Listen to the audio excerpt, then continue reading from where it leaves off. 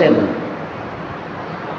দুনিয়ার মধ্যে সব থেকে নিকৃষ্ট জায়গা কোন জায়গা বলেন তো? হ্যাঁ, কোন জায়গা? বাজার। সবাই আমরা জানি তো ইনশাআল্লাহ, নিকৃষ্ট বাজার। দুনিয়াতে সব থেকে নিকৃষ্ট জায়গা হচ্ছে কি? বাজার। আর সব থেকে উত্তম জায়গা কোনটা? কোন জায়গা? মসজিদ। এই মসজিদকে কি বলা হয়? দুনিয়ার জান্নাত। দুনিয়ার কি? জান্নাত। যেই জান্নাতের মধ্যে কিন্তু আমরা বেশিক্ষণ থাকতে চাই না। দুনিয়া মধ্যে থাকতে চাই, নামাজটা শেষ হইলে তো কোনো রকম যদি সালাম ফিরানো যায়, মুনাজাত দেওয়ার সময় নাই।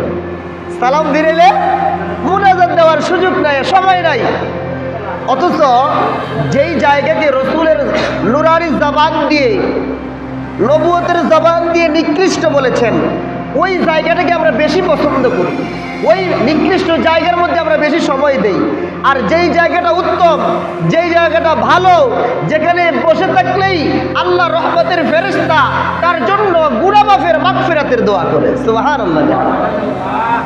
মসজিদে বসে থাকলেই আল্লাহ রহমতের ফেরেশতারা বান্দার গুনাহ মাফের জন্য আল্লাহ ফেরেশতারা দোয়া করে।